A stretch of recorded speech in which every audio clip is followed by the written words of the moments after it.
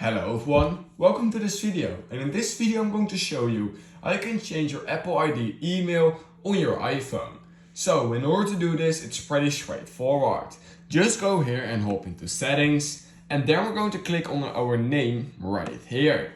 What we're then going to do is we're going to click on name, phone numbers and email by simply clicking there. What we're then going to do is we're going to go to the email we have right here, and we're going to swipe to the left. Then you will see this delete button pop up, and we're simply going to click on that. Then we're getting this message saying that we need to choose another email, of course, so we're going to click on choose another email. Now it's asking you for your phone password, so just type in your phone password. And now we can simply see that you need to type in your new email address. So choose the email address you want to change to, and then it will also say that a verification code will be sent to that email address. You just need to verify, and that's how you can change your email. Then you're all set and done. So yeah, that's all we need to do in order to change your email address on your Apple ID for your iPhone.